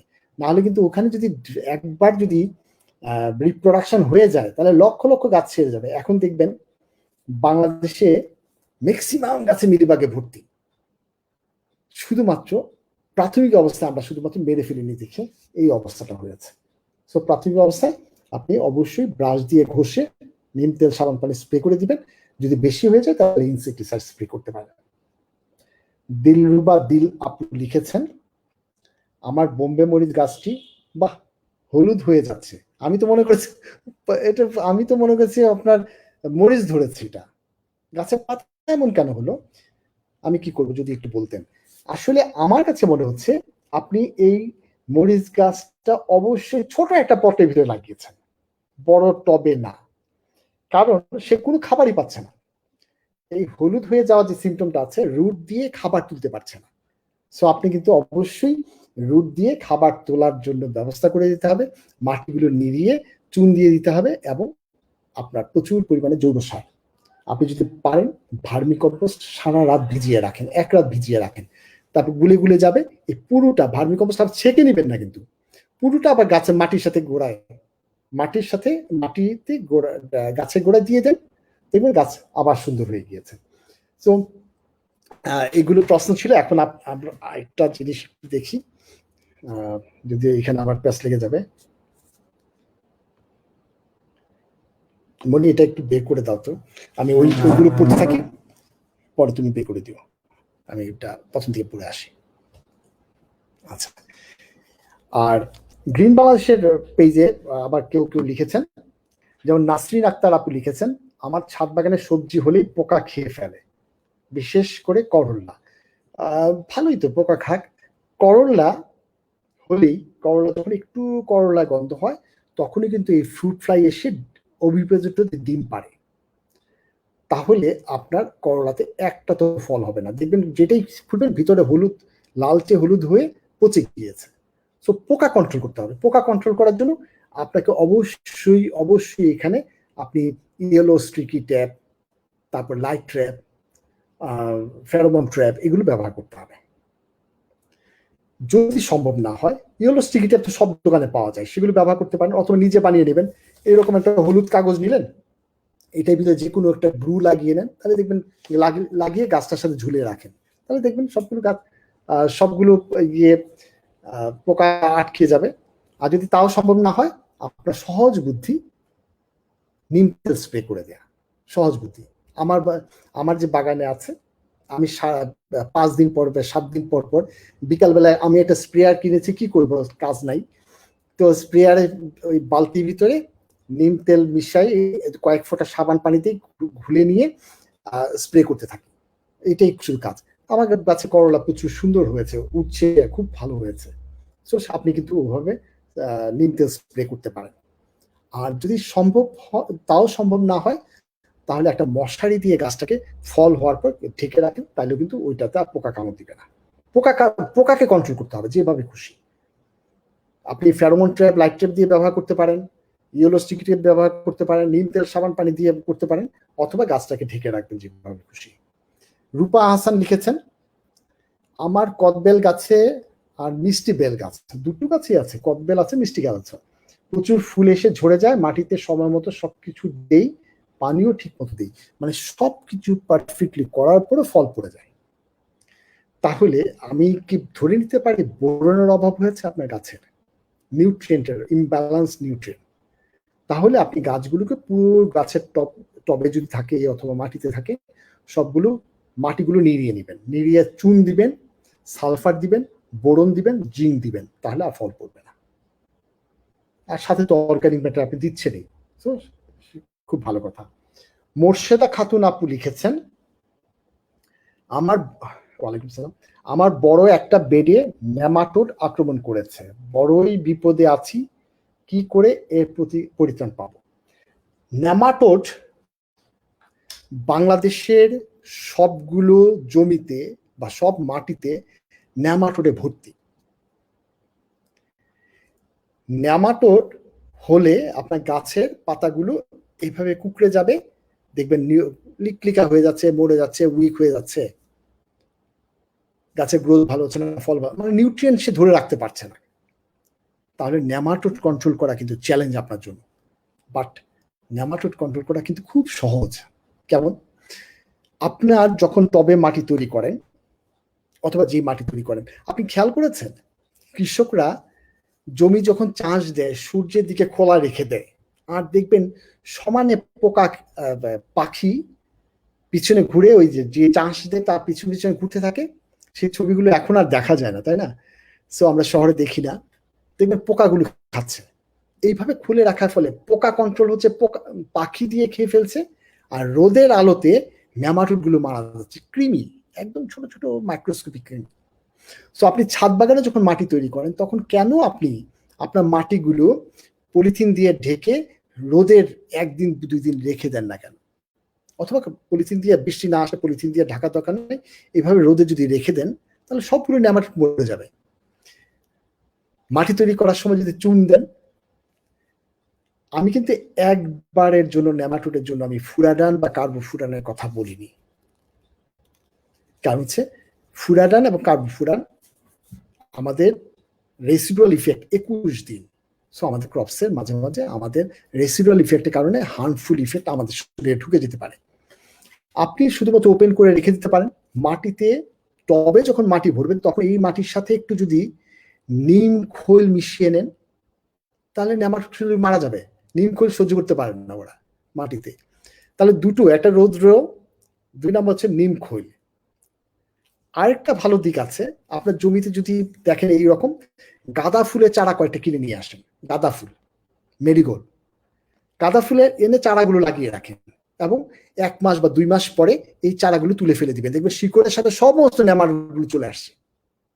দেখেছেন আপনি যে ছবিটা দিয়েছেন, গুটি গুটি গুটি গুটি হয়েছে, এগুলোর ভিতরে সবগুলোর ভিতরে নেমাটোড আছে, এগুলোর সাথে সবগুলো তুলে উঠে চলে আসছে। এগুলো কিন্তু আপনাকে অন্য জায়গায় গিয়ে রোদে রেখে মেরে ফেলতে হবে। তাহলে 3টা পদ্ধতি হলো। 1 নাম্বার হচ্ছে আপনাকে অবশ্যই কি বলে এটাকে, রোদ্রে শুকিয়ে নিতে হবে মাটিগুলো, টবের মাটিগুলো। 2 নাম্বার হচ্ছে নিম পাউডার ব্যবহার করতে হবে, নিম খৈল পাউডার। 3 নাম্বার হচ্ছে মেরিগোল্ড, আপনার যে ক্রপস হবে সেই ক্রপসের পাশাপাশি মেরিগোল্ড লাগিয়ে রাখেন, তারপর তুলে 1 মাস পরে তুলে ফেলে দিবেন। তাহলে তুলে ফেলে দিবেন না, ওগুলো রোদে শুকিয়ে দিবেন বা আগুনে পুড়ে ফেলবেন, দেখবেন নেমাটোড কমে যাচ্ছে। আমি শুধুমাত্র নিম খৈল ব্যবহার করি নেমাটোডের জন্য, আমার জমিতে প্রচুর পরিমাণে হয়। আমি আশা করছি আপনারা দেখছেন, আপনারা যারা দেখছেন কথাগুলো শুনছেন তাদেরকে আমি রিকোয়েস্ট করছি যে আপনারা শেয়ার করে দেন আপনাদের, তাহলে অন্যরা দেখতে পাবে। এই কথাগুলো যদি শুনে তাহলে তাদের ছাদ বাগানে আপনারা যদি কষ্ট করে যদি একটু শেয়ার করে দেন তাহলে অন্যরাও দেখতে পারলো, শুনতে পারলো। আচ্ছা, আমাদের এখানে অনেকেই জয়েন করেছেন, মেজবা মিঠু আপু জয়েন করেছেন দেখছি, আমার বন্ধু মাহবুব জয়েন করেছে, পলাশ জয়েন করেছেন, এম কে রাশেদ ভাই জয়েন করেছেন। আর রাশেদ ভাইয়ের উদ্দেশ্যে আমরা বলছি যে আমরা গ্রিন বাংলাদেশ, আমরা অনেকগুলো কাজ করি। আমি আশা করছি রাশেদ ভাই শুনছেন, আপনার সাথে আমার যোগাযোগ করা খুব দরকার। আমরা গ্রিন বাংলাদেশ, 90 মিনিট স্কুলিং, আমরা অনেকগুলো, আমরা পরিবেশ নিয়ে কাজ করি, আমরা দুস্থদের নিয়ে কাজ করি, আমরা কি বলে যে এই যে সবার জন্য ঈদ, এই অনুষ্ঠানগুলো করি। আপনার সাথে আমি আলাপ করেছি কয়েকবারই। সো এইসব আমরা সবগুলো কিন্তু ভলান্টিয়ার ওয়ার্ক, মানুষের ভালোর জন্য কাজগুলো করি। তো আমরা আশা করছি যে আপনি আমাদের সাথে থাকবেন, আমাদেরকে সহযোগিতা নয়, আমাদের পাশে থেকে আমাদেরকে অনুপ্রেরণা যোগাবেন, আমি আশা করছি। রাশেদ ভাইকে আপনি শুনতে পাচ্ছেন? আচ্ছা, আব্দুল আহাদ ভাই লিখেছেন, ছাদ বাগানের জন্য কিছু বলবেন, কিভাবে গাছের যত্ন নিতে হবে। আমি এতক্ষণ কিন্তু ছাদ বাগানে গল্প করেছি। ছাদ বাগানের আসলে কিছুই না, ছাদ বাগান এতটাই সহজ একটা জিনিস যেটা আমার মা করতেন। আমি কিন্তু যা কথা বলছি সবগুলো মায়ের শিক্ষা। আমার মা কিছুদিন আগে চলে গিয়েছেন, আমি এখন স্মরণ করছি যে ছাদ বাগানে অনেক কিছুই মা থেকে শেখা। মা একটা গাছ, বরবটি গাছ লাগালে কিভাবে খুঁটি দিতে হবে সেটা আমার শিখিয়ে দিতেন, কিভাবে সহজভাবে পোকা দমন করা যায় সেগুলো দেখিয়ে দিতেন, কোন গাছে একটা গাছ দেখে উনি বলতে পারতেন যে পোকা কোনটাতে আছে, পাতাটা দেখে, পাতার উপরে পোর্শনটা যদি হলুদ হলুদ দেখে বলে নিচে পোকা আছে, আমরা ওইটা সরিয়ে ফেলতাম। সেরকম ভাবে শিখেছি আস্তে আস্তে মার কাছ থেকে।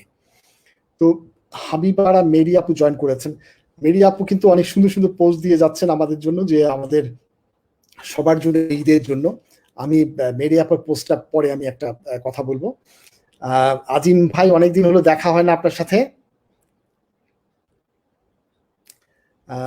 মাইশা মালিহা দেখছেন, রাকিব হাসান প্রশ্ন দিচ্ছেন। আচ্ছা, প্রীতু আপু দেখছেন, লাল গোলাপ গাছে কলি আসে, ফুটতে শুরু করে কিন্তু ফুল আর বড় হয় না, পাপড়ি শুকিয়ে যায়। মেইন কারণটাই হচ্ছে আপনার টু কি বলে এটাকে, টু অ্যাক্সেস, যে এইবার হট টেম্পারেচার সেটার জন্য হয়েছে। আর এটা হচ্ছে যে খাবার যদি ভালো থাকে, অর্গানিক ম্যাটার যদি ভালো থাকে, তাহলে ফুলগুলো ব্রাইট হয় এবং ফুলটা ফুটে ভালো। সো প্রচুর পরিমাণে জৈব পদার্থ ব্যবহার করতে হবে। গোলাপের জন্য জৈব পদার্থ একটাই মেন করি আমি বারবারে, যেটা হচ্ছে খৈল। খৈল পচিয়ে ব্যবহার করবেন, হাড়ের গুঁড়া একটু দিয়ে, তাহলে দেখবেন গোলাপ ফুল ভালো হবে।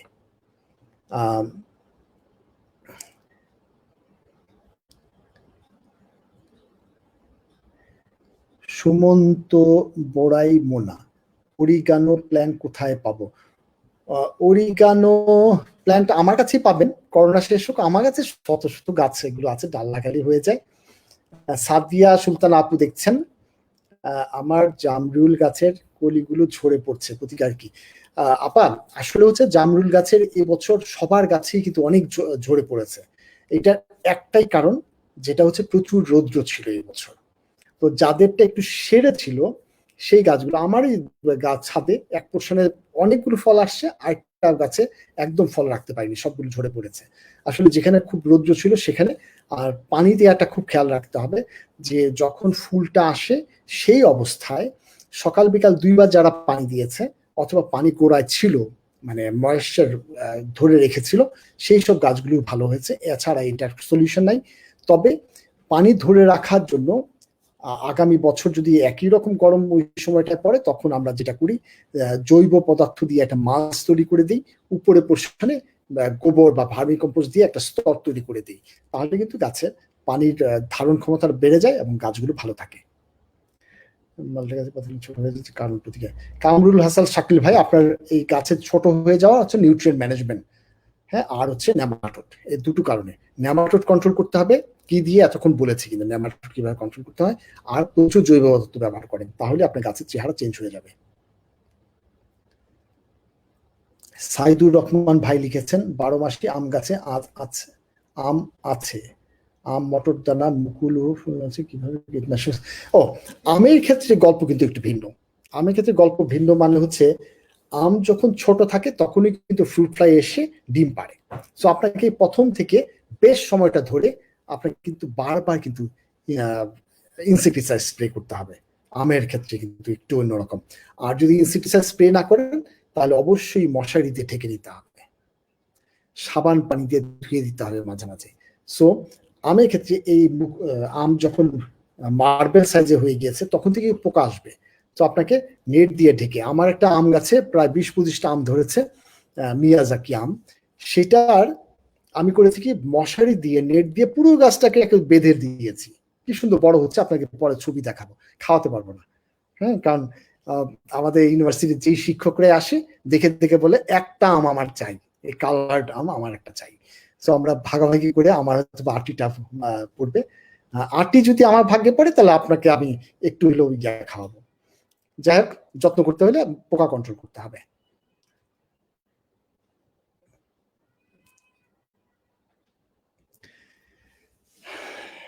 মজুমদার ভাই লিখেছেন, দার্জিলিং কমলা লাগিয়েছিলেন, সেগুলো পাতা আস্তে আস্তে ঝরে যাচ্ছে আর একটু বাড়ছে না।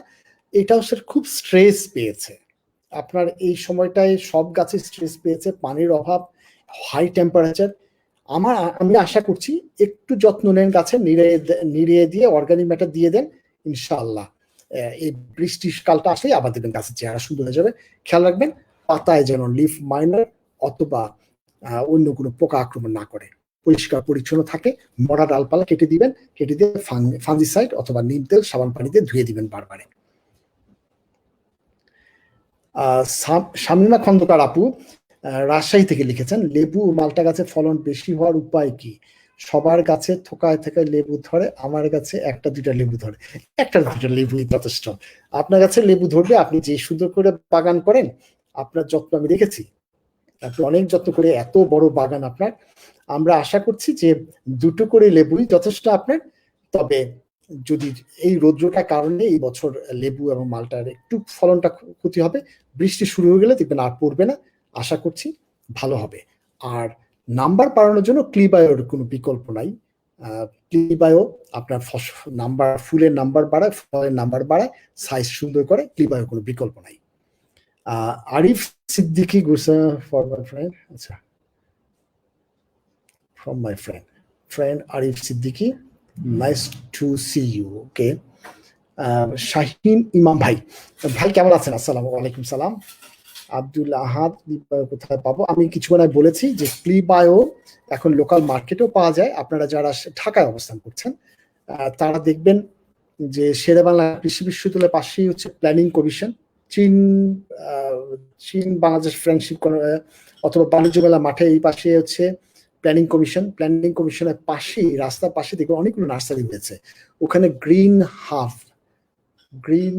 হ্যাঁ গ্রিন হাব এইরকম একটা নার্সারি আছে, মনে ওটা গ্রিন হাব না নার্সারি না, গ্রিন হাব। ওরা বাগান, ছাদ বাগান করে দেয়, পুরো একটা ফার্ম সিস্টেম। ওদের কাছে রিকোয়েস্ট করলে ক্লিবায়ো থেকে সবকিছুই আপনি আপনার বাগানে কোন ধরনের গাছ চান তারা পৌঁছে দেয়, ছাদ বাগানের ডিজাইন করে দেয়, ছাদ বাগান সেট আপ করে দেয় গ্রিন হাব। তো নানাবিধ সার্ভিসগুলো ওরা দিয়ে থাকে, সেখানে একটু যোগাযোগ করতে পারেন। উম্মে সালমা আপু দেখছেন, সাদিয়া সুলতান আপু দেখছেন, জামুল গাছে বলেছি, সিদ্দিক নেটটা মনে হয় সমস্যা হচ্ছে, মেবি এখন আমি জানি না ভালো হচ্ছে কিনা।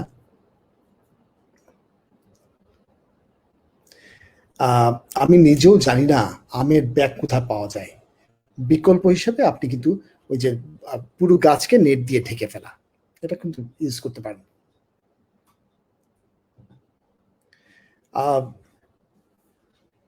ফিরোজ আল মামুন বলেছেন, ইসরায়েলি পলিথিন কোথা পাওয়া যায়? ইসরায়েলি পলিথিন পাওয়ার জন্য আসলে ভ্যান্ডর আছে ঢাকা শহরে প্রচুর, তারা ইম্পোর্ট করে, ঢাকা শহরেই আছে। আপনি বিভিন্ন জায়গায় একটু যোগাযোগ করলে পাবেন, অথবা আমার কাছে মেসেজ করেন, আমি টেলিফোন নাম্বারটা দিয়ে দিতে পারবো। আমার যে নেট হাউসটা যিনি করে দিয়েছেন তাদের টেলিফোন নাম্বারটা আপনার কাছে দিয়ে দিতে পারবো, তারা ইন্ডিয়া থেকে নিয়ে আসে।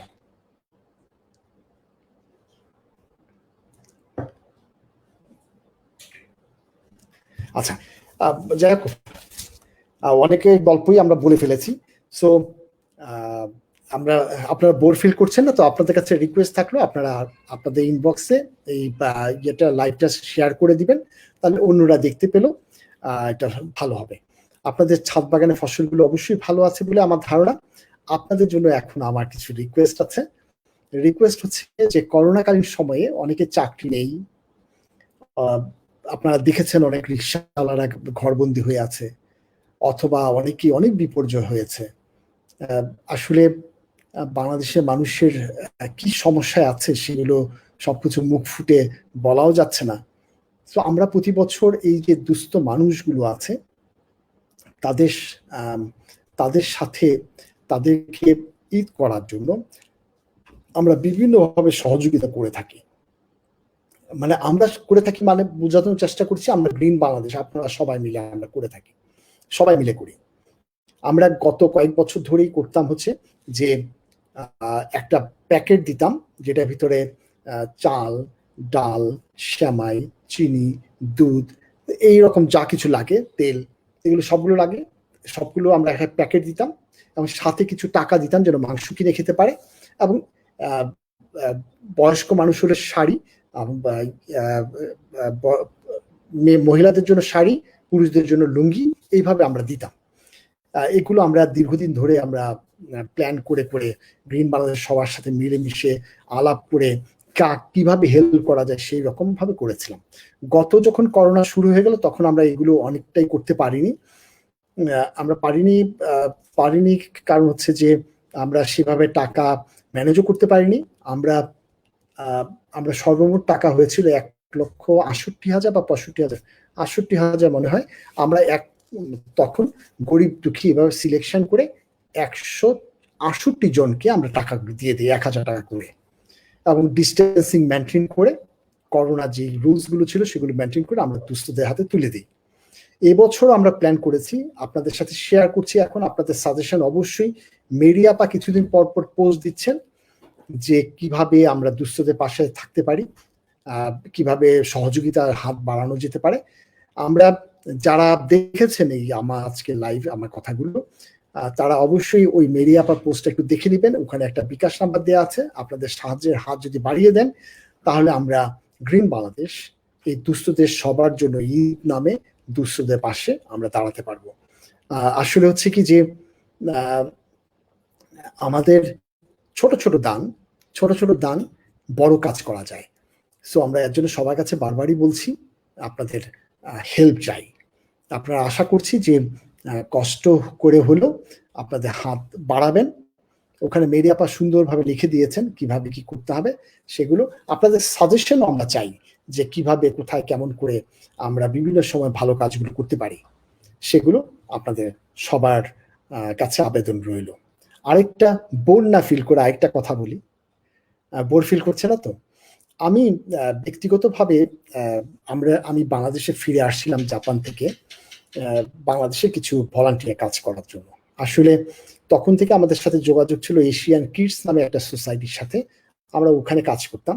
বাংলাদেশে এসে তাদের সাথে যোগাযোগ করেছিলাম এবং তারা আমাকে প্রতি বছর 4 কার্টুন 5 কার্টুন করে তারা কিছু কাপড়, ভালো কাপড়, কিছু খেলনা, কিছু মিউজিক ইনস্ট্রুমেন্ট, কিছু খাতা কলম, তারপর হচ্ছে এরকম নানাবিধ জিনিসগুলো দেয়। আমি এগুলো দিলে আমি আমার যে এখানে যে বস্তিগুলো আছে সেখানে আমি দিয়ে আসতাম।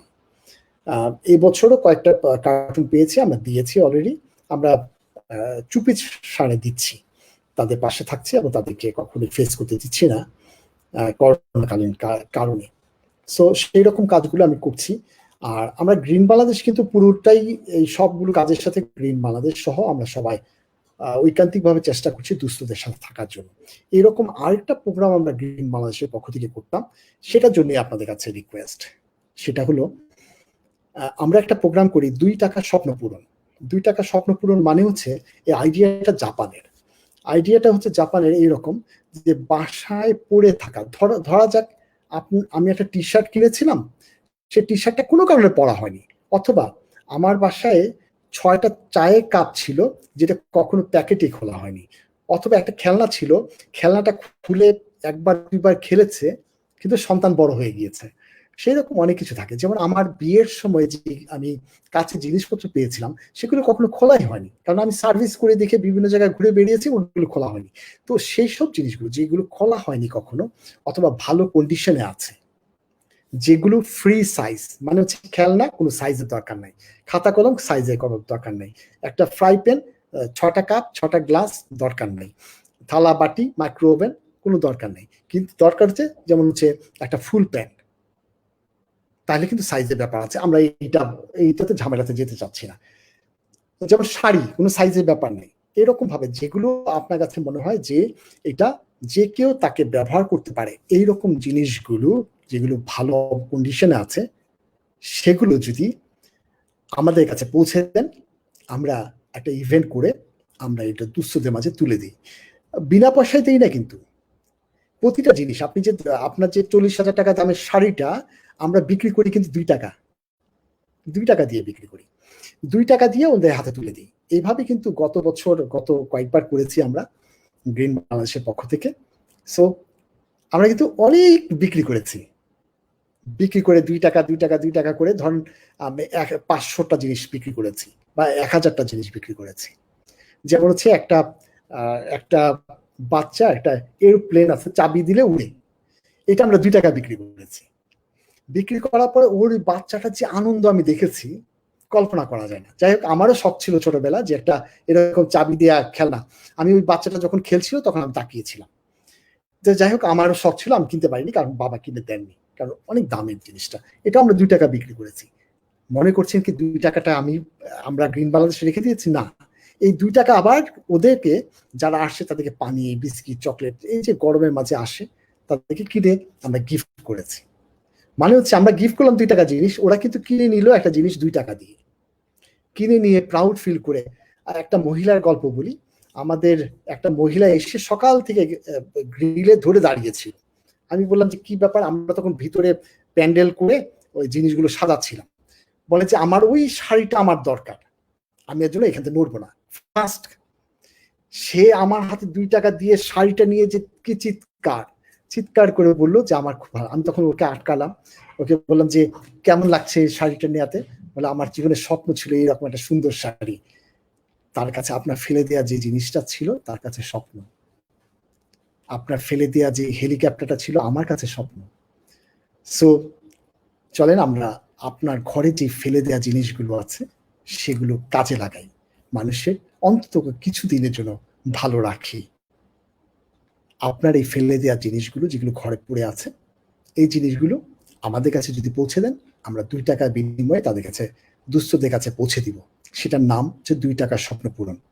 আপনি যখন তখন এটা আমাদের শেরেবাংলা কৃষি বিশ্ববিদ্যালয়ে পৌঁছে দিবেন, অবশ্যই লকডাউনের পরে পৌঁছে দিলে আমরা ইভেন্ট করে আমরা দিব। তো সেই আবেদনটাও রইল। আপনাদের সাথে অনেক গল্প করে ফেললাম, আশা করি মানে খুব বোর ফিল করেননি। তো আপনাদের কাছে বিদায় নিয়ে আজকে সবাই ভালো থাকবেন। আসলে এই সময়টায় ভালো থাকা খুব দরকার। যে যে ফ্যামিলির মানুষগুলো যাচ্ছে ওরা বুঝছে ছাতা কিভাবে এক একটা করে চলে যাচ্ছে। সো আমরা সুস্থ যারা আছি, আল্লাহ তাআলা যেন সুস্থ রাখেন। যারা এখনো সাফার করছি, আল্লাহ তাআলা যেন তাদেরকে সুস্থ করে দেন, দ্রুত সুস্থ করে দেন। করোনা কবে শেষ হবে আমি জানি না। আল্লাহ তাআলার, আমাদের যারা আজকে এখানে আসছি তারা যদি আল্লাহর কাছে বলি, আল্লাহ তুমি আমাদেরকে, আমরা তো খালি হাত নিয়ে তোমার কাছে প্রার্থনা করি, তুমি আমাদের এই খালি হাতটা দেখেও যদি কারো হাত যদি পছন্দ হয়, তার কারণে যদি আমাদেরকে বাঁচিয়ে দাও সবাইকে। আল্লাহ, আমরা খুব অসহায় জাতি, আমরা আল্লাহর কাছে প্রার্থনা করছি আমাদেরকে যেন আল্লাহ তাআলা সুস্থভাবে রাখেন, আমাদের সন্তানদেরকে যেন মঙ্গলে রাখেন। সেই কামনা করে আপনারা সবাই ভালো থাকবেন আর দোয়া করবেন সবাই সবার জন্য। আমার জন্য তো অবশ্যই। ভালো থাকবেন। আল্লাহ হাফেজ। আসসালামু আলাইকুম।